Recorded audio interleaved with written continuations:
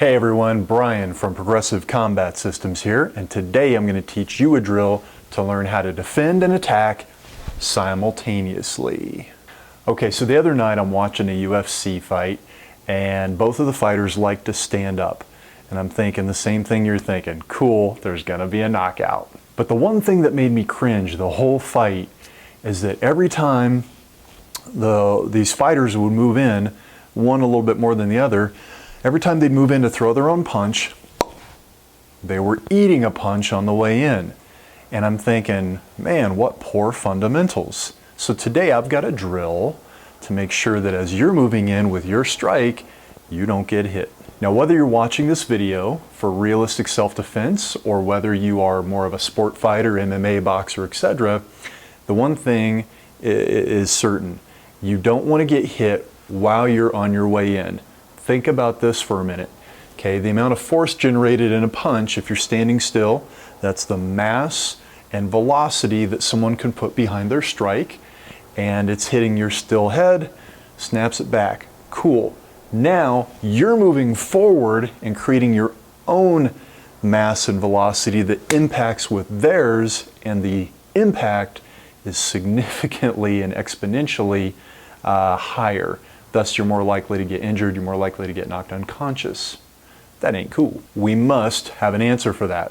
Okay, so as we're moving forward with our own strike, whatever it is, what's the most dangerous punch that we need to be concerned with? Is it one that comes straight through the center gate, or is it a circular punch that's going to come through the outer gate around our hands? Okay, the answer is obvious. It's one of the punches that comes through the center gate. The outer gate punches are probably going around our head as we move in. Plus, because they have a circular path, it's easier for us to move out and intercept those. The ones that are coming through the center gate from point A to point B are A, more efficient, B, it takes longer for us to react to, and C, create more of an impact when they land. Okay, so here's your drill, real simple. You need a mirror. You stand in front of the mirror, you get in your fighting stance, whatever that is, and you throw a jab. Okay, now you can throw a punch, you can throw a palm jab, or if you're one of my self-defense people, you can fire out an eye strike instead. It doesn't matter, just fire out a jab right at your own face in the mirror. What do you see? You see a strike coming right at your face, so what do? Put your hand in the way. So you're now attacking and defending your mirror reflection. Boom, boom, boom, boom. Simultaneous. That's the drill. Technique pointer number one. Do not leave this out here as you come in thinking, oh, if I see their strike, I'll intercept it.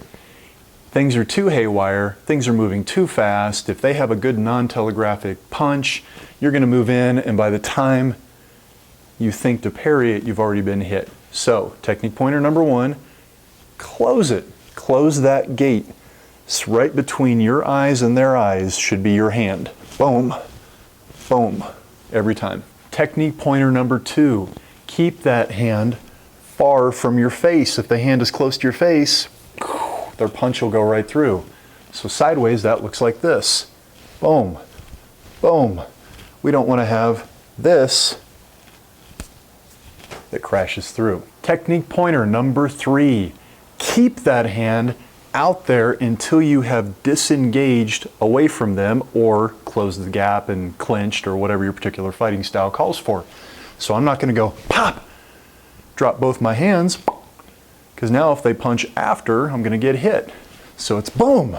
Okay, pointer number four, spread your fingers out a little bit because you're casting a big net. Now you're not trying to block a punch with your fingers, but they are a feeler so that when the punch comes you can slide it on down through your palm or your forearm or whatever. But keep your thumb attached. You don't want to have your thumb hanging out down here and get a sprained thumb. So just keep those fingers spread a little bit, not too much. Boom, just like so. Technique pointer number five, keep a 45-degree angle with your parry hand. You don't want to have something like this where you're now trying to stop their punch with your strength. You want to have something that's at an angle so when their punch comes, it slides and deflects off. Pop, pop. The punch deflects right off. Technique pointer 6, never, ever, ever, ever swat at punches. So you come in here, you see a punch, don't swat at it. I hate it when I see fighters, they swat sideways, they swat down, they reach out like they're trying to go get that hand. Here's the deal. I have an analogy I use with my fighters. I say, look, police chase bad guys. Guards stay at their post. If you take this Parry hand, and that's a police officer, and it goes chasing a bad guy, well, it leaves the post, your face, open for another bad guy to come in. So if someone gives you one of these pop, pop, or they do a pop, pop, that punch is going to get through. So just leave the guard at his post. Boom. Double punch comes, jab hook comes, someone comes in, pop, pop. You have this hand here, boom, boom. You got it covered. So don't go chasing, don't go swatting, just leave it there. Boom. Technique pointer number 7, train your left lead, train your right lead. You don't want to be a fighter who can only fight from one side. You want to be able to switch it up. Now to progress this, once you've been doing this for a while with a mirror and you feel pretty confident about your ability to get that Parry hand up, I want you to grab a training partner. Have your training partner start firing off kind of rhythmic, slow punches like this. Okay? And what that's going to allow you to do is come in, boom. And as their punch comes in, boom, you catch it with your hand as you throw your strike right in their face. Now, first you want your training partner to kind of give you that nice, easy energy. They're going to leave their face open for you so you can have a target. And they're going to just come at your face. Make sure your training partner throws punches at your face, not at your hand. That doesn't do you any good. So they're throwing punches at your face as you're, boom, creating your entry. Once you've got the hang of that, make it a little bit more challenging. Have them kind of get into more like sparring-like conditions where they're popping off some punches and some strikes and you're, boom, you're trying to create your entry.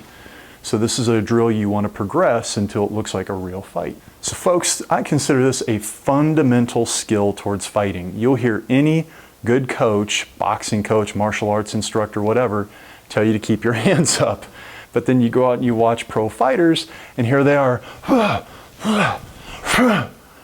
their hands are all over the place. Instead of keeping them boom, boom, boom, boom, keeping them up in front of their face, they're flying around. This is something that if you don't train, you won't be good at it. So grab a mirror, go get your reps, go be awesome. Till next time, hey, I just helped protect your face. You know how your face says thank you? It says, click subscribe.